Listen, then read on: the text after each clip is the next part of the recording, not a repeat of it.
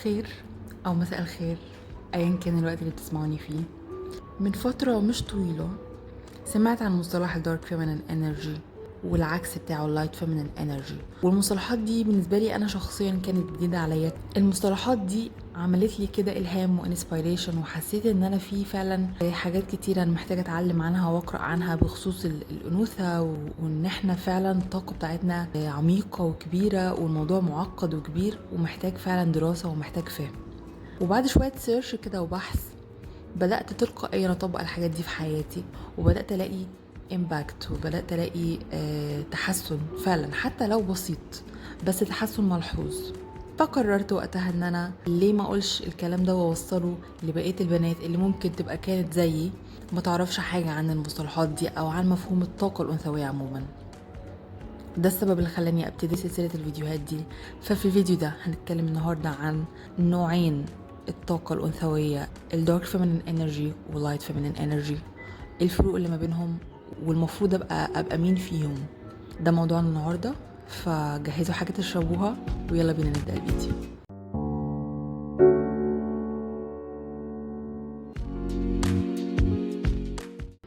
ليه الأنوثة مش حاجة واحدة اللي هي اللطافة والكيوتنس والحاجات اللي احنا عارفينها دي وخلاص؟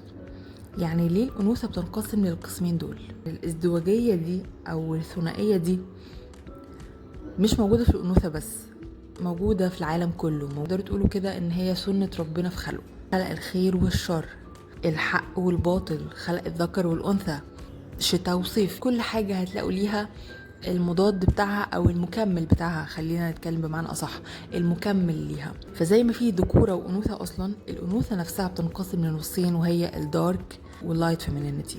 فالاتنين مكملين لبعض، والاتنين مهمين جدا ان هم يكونوا متجسدين مع بعض. طب انا برتاح مثلا في اللايت فيمينينيتي اكتر، ليه ما بقاش لايت فيمينين وخلاص؟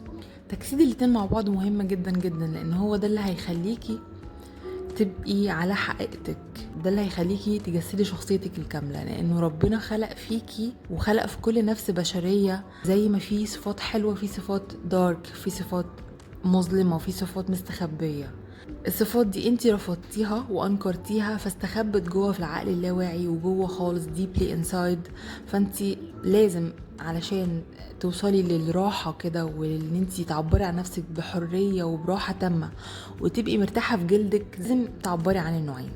وده اللي انا عايزة اوصله لك، انه الدارك فيمينين انرجي دي الوجه الاخر من العمله. انت علشان تبقي كامله، تبقي هول، هتحسي ان انت فعلا بتعبري عن قوتك وطاقتك بشكل فل، بشكل كامل.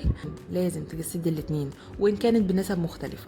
يعني مش لازم يبقوا 50-50، بس لازم يبقى في حياتك الجانبين دول، اللايت فيمينين والدارك فيمينين. طيب نتكلم عن كل نوع بقى لوحده. ليه اللايت فيمينين انرجي مهمه؟ اللايت فيمينين دي الجزء اللي بيمثل الطاقة الأنثوية بمفهومنا احنا وبالبرمجة اللي احنا تربينا عليها. احنا تربينا ان البنت المؤدبة الكويسة اللي بتسمع الكلام، بتلبس لبس بنوتاتي، بتلبس فساتين، البنت الشاطرة ما بتعليش صوتها، البنت الشاطرة بتسمع الكلام، البنت الشاطرة بتقول حاضر ونعم بس، البنت الشاطرة. يعني دي المفاهيم اللي احنا تربينا عليها. اوكي، جزء منها صحيح وجزء منها منطبق على اللايت فيمينينيتي طبعا، بس احنا يعني اتعلمناه بطريقة خطأ. فاللايت فيمينينيتي اهميتها في ايه؟ اهميتها في ان احنا نجسد فعلا واللين والحب والسعاده والمرح والعطاء والتضحيات والتفاؤل والاقبال على الحياه كده، والطيبه والدفء، وان انت تحبي غيرك وتحبي تساعدي غيرك. كمان طاقة الأمومة وغريزة الأمومة دي جزء كبير جدا من اللايت فيمينينيتي. النيرترينج، ان انتي الطفل بتاعك بتعتني بيه وبتحبيه وبتغذيه وبتأكليه. الطاقة العطاء دي، خصوصا الطاقة الأمومية دي، يعني طاقة الأم دي الكور يعني بتاع اللايت فيمينينيتي. علشان كده اللايت فيمينين انرجي مهمة، لأن هي جزء واسع جدا، يعني طيف كبير كده شامل للصفات اللي احنا في مجتمعاتنا اللي احنا اصلا طلعنا عليها. طيب ليه الدارك انرجي مهمة؟ الدارك بقى هي رمانة الميزان، هي الحتة اللي بتعادل القصور اللي موجود في اللايت فيمينينيتي. يعني الحب والطاقة والعطاء والكلام ده كله ممكن يدخلك شوية في حالة من الضعف. دارك فيمينينيتي بتيجي هنا عشان تعادل وتوزن الموضوع. دي اللي بتديلك حتة الشجاعة والجرأة. الشجاعة ان انتي تعملي اللي انتي بتحبيه من غير ما تخافي من رأي الناس، ان انتي تتخلي عن اي حاجة بتأذيكي، ما يبقاش عندك تعلق مرضي بيها، ما يبقاش عندك مشاكل مع الموضوع ده. وانس ان الحاجه اذتك انت مستعده ان انت تسيبيها وتمشي او تستغني عنها. دارك فيمينين انرجي بتديكي الجرأه ان انت تعبري عن نفسك بحريه، وان انت اللي هو تو سبيك اب، يعني تقولي اللي انت عايزه تقوليه، ما تخافيش من حاجه. ان انت تظهري احتياجاتك وتطلبيها بوضوح وبصراحه وبدون لف ودوران. لا هو هيعرف لوحده، لو كان مهتم كان عارف. دي حته لايت فيمينين قوي، يعني اللي هو لو كان مهتم كان عارف لوحده. لا دارك فيمينين بتيجي كده يعني وش صراحه، انا محتاجه كذا كذا كذا كذا في العلاقه دي، ولو انا ما لبيتليش احتياجاتي دي انا همشي. شايفين الاتيتيود، اختلاف الاتيتيود من هنا وهنا. الدارك فيمينين انرجي مهمه ان هي توزن، يعني تعادل كفة الميزان. كمان الدارك فيمينين انرجي بتخليكي مرتاحة في جسمك، مرتاحة في شكلك، متقبلة نفسك، متقبلة عيوبك، ديفوهاتك متقبلاها، شكلك متقبلاه، تعبيرك عن جسمك وعن احتياجاتك السنشوال او الحسية انت متقبلاها ومش حاسه بالعار ولا بالشيم منها. كمان تعبيرك عن احتياجاتك السيكشوال، انت ما بتتكسفيش من النقطه دي لان دي احتياجك، لان جسمك محتاج الكلام ده. دي كلها صفات الدارك فيمينين انرجي، او دي كلها اهميه الدارك فيمينين انرجي. انت لو جسدتيها صح هتعرفي تستفيدي بكل الحاجات اللي انا قلتها دي، هتعرفي فعلا تحققي كل الحاجات اللي انا قلتها دي. طيب ايه اللي يحصل لو انا قررت ان انا اركز مع صفة واحدة، او مش قررت، ممكن بشكل لا واعي، لان غالبا الموضوع بيحصل بشكل لا واعي. ايه اللي يحصل لو انا بشكل تلقائي عبرت عن نوع واحد بس من الطاقة الأنثوية؟ الخلل ممكن يحصل هنا لو أنا عبرت بشكل زيادة عن اللزوم عن الطاقة دي، أو العكس لو أنا منعت بشكل زيادة عن اللزوم الطاقة دي. يعني الخلل ممكن يحصل من ناحيتين. بمعنى إيه؟ بمعنى مثلا إنه لو أنا عبرت زيادة عن اللزوم عن الطاقة اللايت فيمينين انرجي، أو أنا كنت اوفر اكسبريسيف الطاقه دي، او حياتي كلها عباره عن لايت فيمينينيتي بس مفيش دارك فيمينينيتي، ايه اللي يحصل في الحاله دي؟ اللي هيحصل في الحاله دي ان انت هيبقى عندك lack of boundaries، حدودك هتضيع، هتدخلي في حاله الضعف اللي انا اتكلمت عنها، تبقي مش عارفه تحطي حدود مع الناس، وخايفه لحسن يزعلوا، خايفه لحسن يخصموكي، لطيفه زياده عن اللزوم. هيحصل كمان حاجه اسمها العطاء المفرط او التضحيات المفرطه. هتبقي ماشيه كده تدي عطاء كده، يعني تدلقي حب كده وحنان على كل الناس، اللي محتاج واللي مش محتاج، اللي طلب منك واللي ما طلبش. يعني انتوا شايفين مدى اهدار الطاقه. كمان لو حصل اوفر اكسبريشن لللايت فيمينينيتي، هتحصل مشكله مشهوره جدا وبشوفها كتير جدا في العلاقات، هي ان انت هتتقبلي بعد كده البين والألم اللي بيحصل لك من الطرف الاخر في العلاقه على ان هو حب. ده بقى ليفل الوحش، يعني ان هو انت لما حد مثلا في العلاقه يهينك او يزعقلك او يضربك حتى، وتتخذي له العذر وتقولي مثلا اصل هو معلش، اصل انا عصبته، اصل هو بيحبني فكان خايف عليا فراح ضربني. دي بقى ده منتهى التوكسيسيتي يعني اللي ممكن توصلي لها لو انت للاسف كنت اوفر اكسبريسيف للطاقه دي.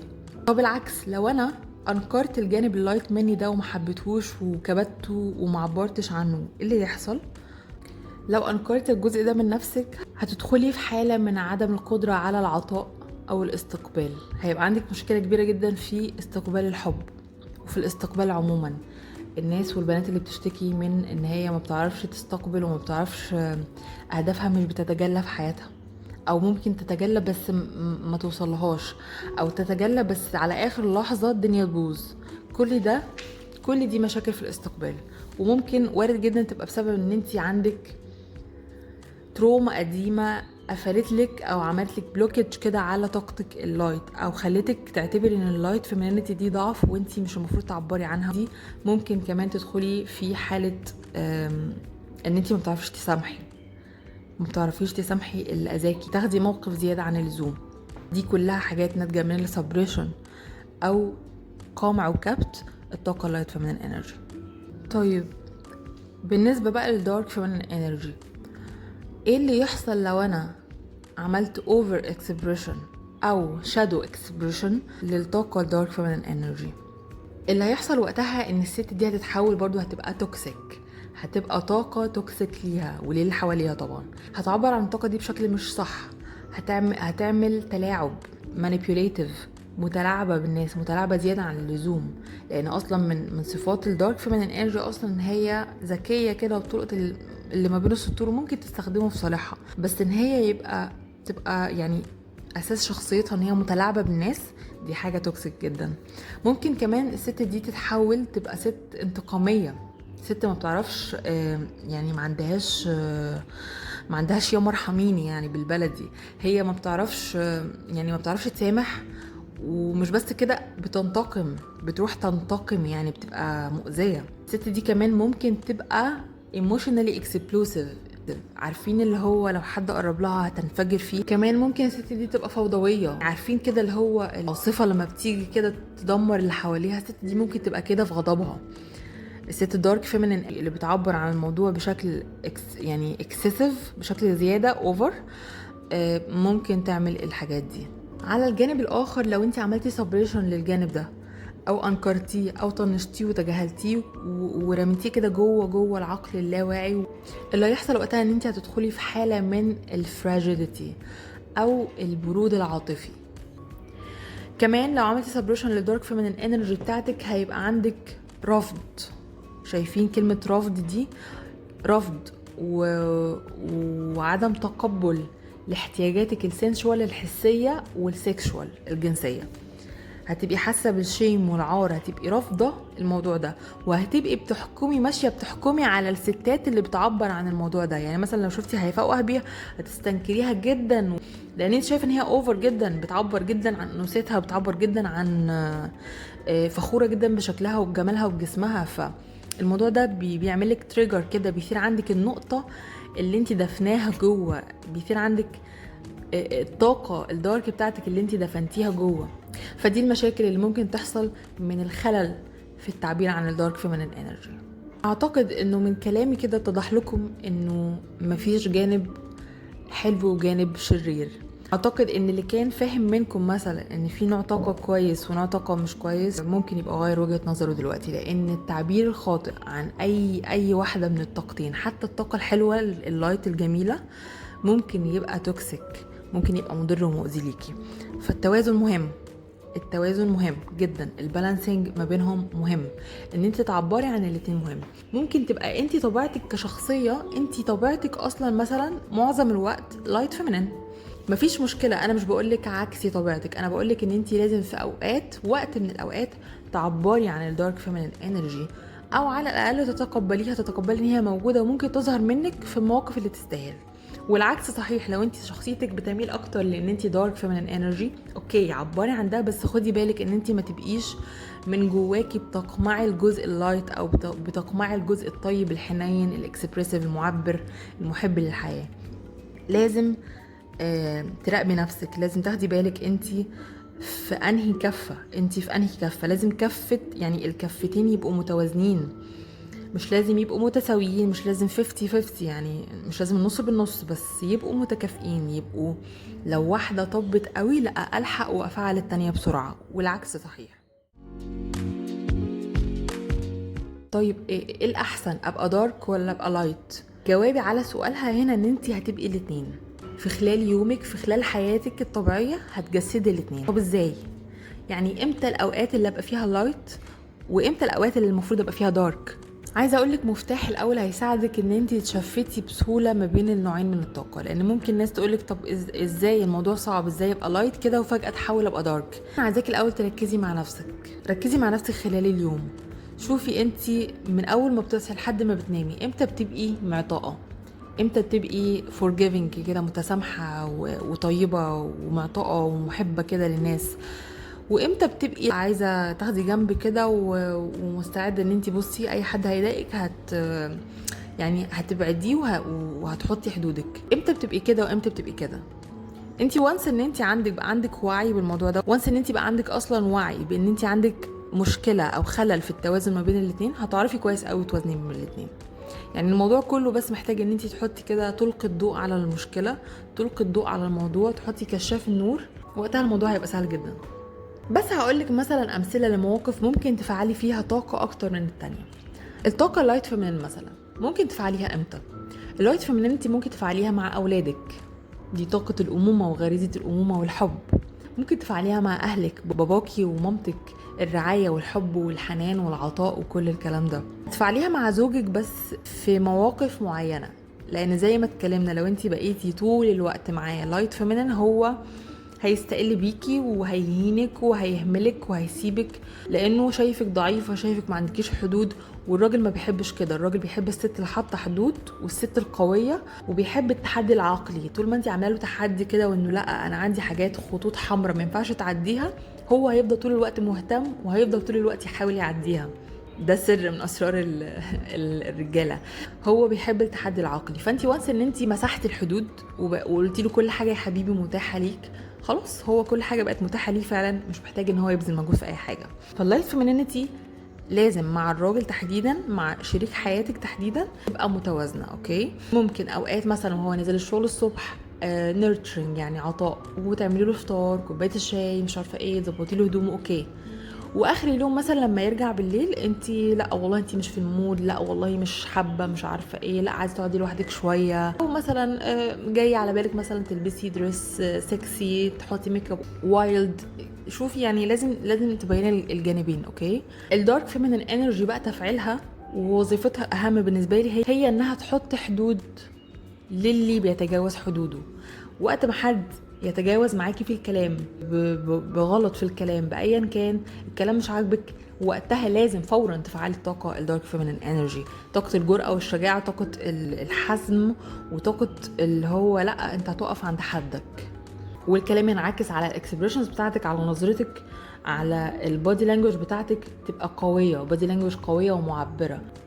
زي ما قلت لكم الوعي والقراءة عن الموضوع، وانتوا تعرفوا معلومات اكتر عن النوعين من الطاقة، وتعرفوا معلومات اكتر عن نفسكم، الشادو وورك، وان انتوا تشتغلوا على نفسكم وتكتبوا وتفرغوا كل الحاجات، الصدمات والتروماز والحاجات، المواقف اللي انتوا عديتوا بيها زمان. كل دي حاجات هتساعدك ان انتي يبقى عندك وعي بنفسك اولا، ثم وعي بالطاقة دي. بعد كده هيبقى عندك الوعي، هتكتسب الوعي اللي يقولك امتى تعملي الطاقة دي وامتى دي، يعني امتى تنفذي الطاقة دي وامتى تنفذي الطاقة التانية. قولولي في الكومنتس انتوا بتجسدوا انهي طاقة اكتر، يعني قولولي كده انتوا بتحبوا انهي طاقة وطاقتكم اصلا انهي نوع فيهم. بس كده، ده كان فيديو مقارنة ما بين النوعين، وشاركوني رأيكم في الكومنتس واستنوني فيديو جديد. love you all. باي باي.